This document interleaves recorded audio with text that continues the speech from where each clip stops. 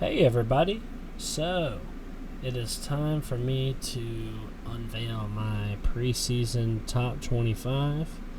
Here in the nick of time, we are actually having a game that's about to be played, Florida versus Utah. And a little bit of a spoiler alert, I might have Utah ranked somewhere here. And I wanted to just go ahead and do a preseason, top 25, get my thoughts kind of on the whole of college football. I know I do a lot of Georgia Tech content and everything, but I like, college football as a whole too. So wanted to give my thoughts on the top 25 and see and, let you guys know what I think. So jumping right in, at number one rank, I have Ohio State. I am super high on Ohio State. I think that they have, a lot of talent. Obviously, they're one of the, most talented teams in the country. And I'm just really liking what they, the progress they've shown lately. They were the best team in the country last year for sure. And I really believe in them. The only kind of question is quarterback. What are they going to do at quarterback? But they're just that their offense has been unstoppable for years, and it's just I'm super impressed with what I've seen out of Ohio State lately. I think the story with them this year will be can they overcome that hump and beat Michigan? Then of course you got Penn State nipping at their heels there in the East Division, and they're going to have something to say too. So that's a question as well. But I'm just really high on Ohio State. I think they're super talented and definitely the best team in the country. So I've got them at number one coming in. Okay, and then number two now I have Alabama. So Alabama, they also have kind of a quarterback question. So that is a little bit sketchy to me. Although I think that they're probably going to, get that figured out. It looks like it's going to be Jalen Milroe. Now, a lot of people are ragging on Alabama for, not having their quarterback situation figured out. But, I mean, a lot of these same people that are ragging on Alabama had Stetson Bennett as their quarterback for the past 2 years. So don't really want to hear it. Obviously, you don't need to have an actual good quarterback to be good or, win a national championship, which I think Alabama has a very good chance of. I heard this insane stat that Alabama has 3 of the top ranked recruiting classes of all time on their roster. 3 of them of the top of all time on this roster. It's an absolutely insane stat, and that's not top of Alabama. That's not their best recruiting classes. That's in all of college football ever. That is an insane amount of, talent. And I think that, if they can get halfway decent quarterback play, they'll probably win the national championship. It'll probably come down, in my opinion, to Ohio State and Alabama for the national championship. So that is going to be exciting to see. Okay, number 3, I've got Michigan. Now, the first team I've mentioned here that doesn't really have a quarterback question. They've got their guy returning from last year, very solid team. Can they take that next step and become elite? I'm not so sure. I don't know. It's weird kind of how Jim Harbaugh flirts with the NFL every year, you know what I mean? And it's just a really weird kind of situation with that going on. And, he seems to have hit a sort of ceiling that we haven't seen him win a playoff game yet. He gets blown out by TCU last year. Kind of a strange, occurrence that happened, and I'm just not so sure if they're going to be able to break that mold, especially not if they play like Alabama or something. And, Ohio State, they're not just going to lay down and just get beat 3 years in a row, I don't think. And it's very possible they wind up rematching in the playoffs or something like that. Or I guess, no, there is still divisions for one more year in the Big Ten, so they're not going to have to turn around and play them twice probably. So, that it's going to come down to that. Can they beat Ohio State 3 years in a row? I don't know. It'll be tough. I tend to think that Ohio State will probably get them this year and, get that better playoff spot. But I'm still super high on Michigan. They're very solid team. Just got to take that next step, kind of. Okay, so number 4 might be a little bit of an unexpected pick for some people. I have Clemson, and for one reason only, it's Garrett Riley. Now, if Clemson had not hired Garrett Riley, I would have them much lower, but I am super high on this hire. And, if Garrett Riley can do what he did at TCU and get them to the national championship, imagine what he could do with the talent on Clemson's roster. Now, a lot of people disparage Clemson's offense and think that they don't have talent or whatever it is. I think that they have plenty enough talent to be able to have a high, powered offense still. I mean, they're still one of the most, people act like Dabo Swinney has fallen off a cliff and he's terrible coach now and he can't freaking, he doesn't know what he's doing. He promotes from within. Well, this move of hiring Garrett Riley has kind of shown, right, that he's learned a little bit and that he can move on from his being stuck in his ways, and that's a bit of growth, from Dabo that I was really impressed to see. I never thought it would happen, and it really blew my mind. So, having Garrett Riley there, I think is going to be huge for them. I think that if he's able to, kind of do what he was able to do there at TCU, the talent at Clemson, they have much more talent. It'll be in the next couple of years, but it's not like Dabo has fallen off a cliff. Okay, they've fallen a little bit. Their worst season was they still won 9 games. So it's not like they have some kind of huge mountain to climb to get back up to national playoff contention. You know what I mean? So I've got them at number 4, super high on what he can do there. They might be kind of that getting for that 4 spot. Might go. I'm thinking they might go undefeated or go 11-1 this year, and then watch out for them in the next couple of years. Depending on how long Garrett Riley stays. But I think, if Dabo Swinney is willing to kind of learn from his mistakes from hiring within and making these types of moves, and if this works out, I think Clemson will return to prominence and return to their former glory. Much as I would like to see them kind of get humbled a little bit. Okay, number 5, I got Texas. This is crazy. I am drinking the Kool-Aid. Now, I'm not usually one to buy into the Texas hype, but this year I am. I think that they have the best quarterback by far, the best quarterback room in the country. You got 2 perfect 5-star rated quarterbacks on there with Arch Manning and Quinn Ewers, and then the third guy is nobody's really heard of him, but he's still he would start anywhere else. It's crazy. They're absolutely loaded. They're stacked with talent. I think Sarkisian has finally, kind of able to crack the code there at Texas. And I'm just, I am drinking the Kool-Aid. And I usually don't do this, okay? Usually, I kind of steal my expectations for teams like this and Miami. And these teams that are supposed to be good every year, but they never quite live up to it, I'm always skeptical of them. But I feel like it's different this time, and I feel like Texas A&M is Texas, not Texas A&M. I feel like Texas is really taking a lot of the right steps. They're stacked, and I think they're going to be they're definitely going to be competing for the Big 12 and possibly a playoff spot too. I'm excited to watch Texas play this year. I think they got something really special cooking up there. So I'm going to be on the watch out for that. Also, shout out to my man, Tashard Choice. They got the best running backs coach in the country, Tashard Choice. We're letting Texas borrow my mans for a while, until until we need him back. Okay, so y'all enjoy him while you can.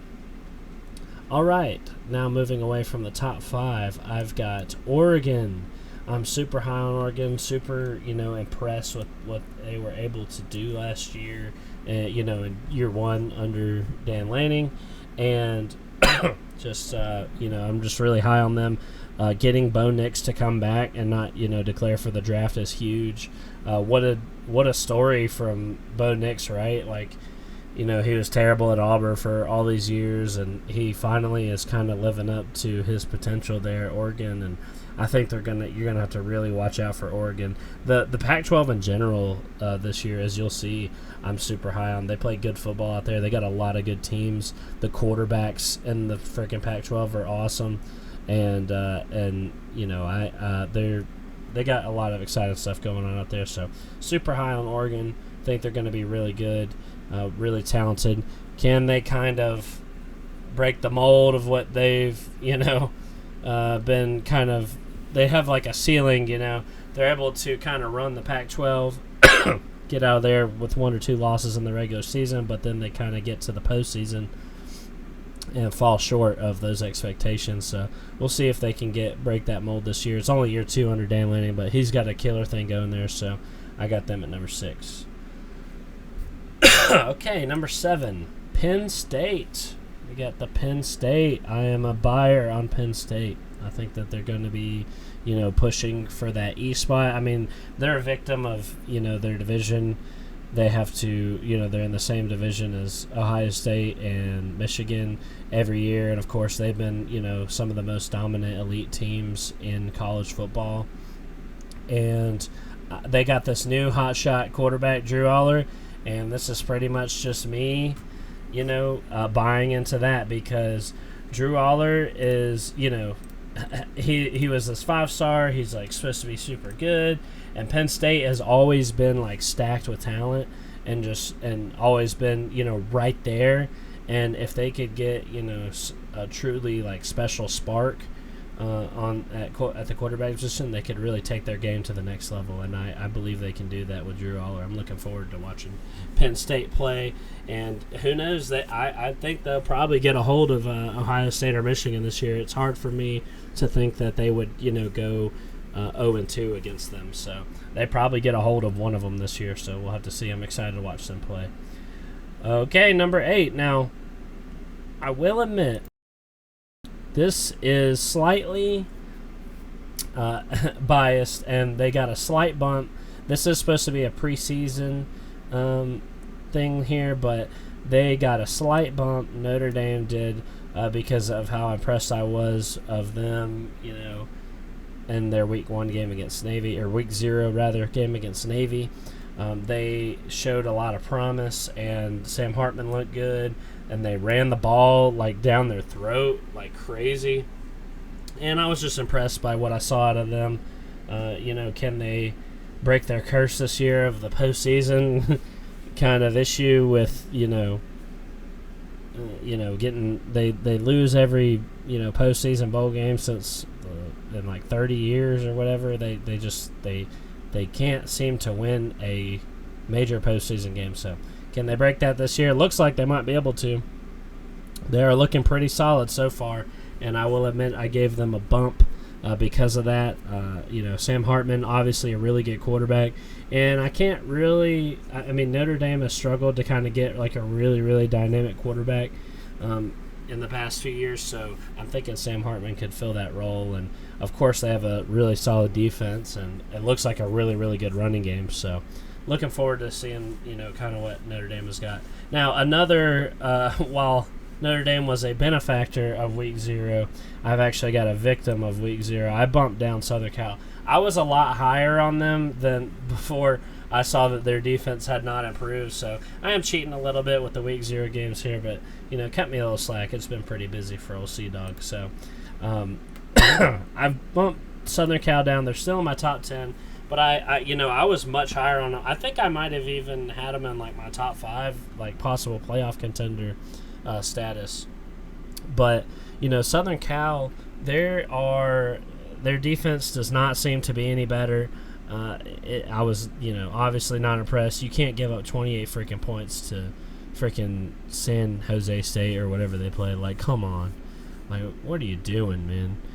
Lincoln Riley cannot seem to get defense figured out for whatever reason it is, and I don't get it. So, it seems like they're going to be capped with the ceiling that they have. They still have Caleb Williams, of course, and they still might, be able to run the Pac-12. But, with Oregon kind of getting their system and everything going, I'm kind of thinking that pecking order is going to sort itself out there in the Pac-12, and Oregon will rise above because clearly Southern Cal is not improving themselves. So that's my take on that. Okay, next I got Tennessee. Tennessee, of course, was really, really good last year, and I was super impressed with them. But, I'm a little sketched out on if they can kind of repeat that success this year. Will they have as good of an offense? Probably. But, are they going to be able to, those games don't carry over. They're going to have to play Alabama and Georgia again this year. Like, are they going to be able to do that? Are they going to be able to take down one of them or both of them to get where they want to be? Are they going to be able to win the East? I'm not sure. Hendon Hooker's gone. We got Joe Milton in here. Everybody's super hyped for him. And he did look good in the, game against Clemson in the bowl game that they played. So I do believe that he's going to be pretty good, hence my top 10 rankings. But want to see a little bit out of Tennessee. I think they got a little bit to prove, a little bit of a they're gonna have to show me, kind of. So that's kind of where I got them, and that will conclude my top 10. Of course, I've got 11 through 25 here, which I'll kind of run through a little bit quicker. Got Washington. Okay, I'm super high on Washington too. Like I said, out in the Pac-12, they got a ton of great quarterback play, and Washington is no exception. Michael Penix Jr. is going to be freaking awesome. Really looking forward to, see what Washington can do. They're always sort of in the mix and always sort of pushing for that, Pac-12 championship berth and, pushing Oregon and they're right up there in the top echelon of Pac-12 teams. So, hey, watch out for Washington. They might emerge out of the Pac-12. It's just the thing with all these top 10 teams. They usually wind up cannibalizing themselves. So, we'll have to see. Okay, next, LSU. So, LSU is a tough team kind of for me to pick. I kind of have them a little bit ranked like where they were last year almost. I'm just not really sure what to make of LSU. I'm not sure if they're going to take that next step, so to speak. And, they got, of course, the quarterback returning, and, it's year 2 under Brian Kelly, so he's going to be able to do that. Will they be able to win the West again? Not so sure about that. They got definitely a tough schedule coming up. But I still think they're a really good, solid team. Obviously, super talented, but I just think pretty much all the teams above them are better, in my opinion. So under that, I've got Florida State just under that because I feel like this week 1 matchup is between these two guys is just super hard for me to pick a complete toss up, just a complete I really have no idea who to even pick in this game. It's really tough for me to decide, so I kind of put them together just because I think they're probably about as good as each other, right? And another thing with FSU, people are really overrating them. Like, anybody who has FSU in their top 4 this year, what are you doing? Or I just don't think that they've earned that. They've definitely got more to prove. And, I don't think that they're a playoff caliber team. They're not there yet. They can be, but, just not yet. I think people are taking, they're the darlings of the offseason, but people are taking it too far with FSU. Calm down. They're a top 15 team and nothing more, okay? Okay, moving on. Next, I have Georgia, simply because... Well, I think the teams ahead of them are better than them, and, they got some questions. Quarterback, Carson Beck, I think sucks, so probably not going to be very good for them. They're going to have some issues.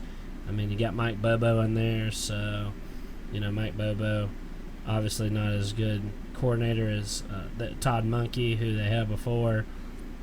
and I expect a bit of a drop-off from them. So, got them at 14. Okay, next is Kansas State, the reigning Big 12 champs. Now I might be underrating Kansas State a little bit here. They are, they are a very solid team and definitely have the chance to move up in this list. Not as flashy and talented, obviously, as some of the people on here, but just a kind of under the radar, like solid team that nobody like super pays attention to. But I had to give them their flowers a little bit here. I think Kansas State's a good team, and I got them at 15. So, okay, number 16, Utah. So we'll see how they do. They are actually going to be missing Cam Rising in their game tonight against Florida, and so that's obviously concerning. Cam Rising, big part of their team, but they're a well-coached team. They've got a solid roster, and always they're the Pac-12 reigning back-to-back Pac-12 champs. So they're looking to defend their title there in the last year that the Pac-12 is even going to exist.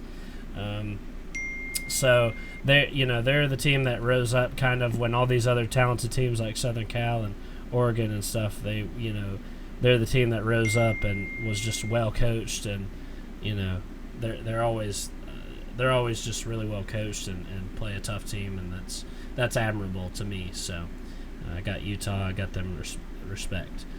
Speaking of respect, I feel like a lot of people are disrespecting TCU. Okay, you're talking about this team here that just came off of a national title appearance. So, I don't think that was an accident. Okay, TCU is a legitimately good team. Like people are underrating them, think it was some kind of like fluke or something. I don't get it. I think TCU is a solid team, and I think all it really took was for them to get a new coach and get a coach in there that knows what he's doing, and like the sky's the limit for TCU. You don't get to the national championship game by accident. Okay, so I'm a huge believer in TCU and what they're doing, and I think that they're just going to be. I think they're obviously probably not going to be as good as they were last year, and but I just wanted to give them the respect they deserve, because I just think that they deserve that much.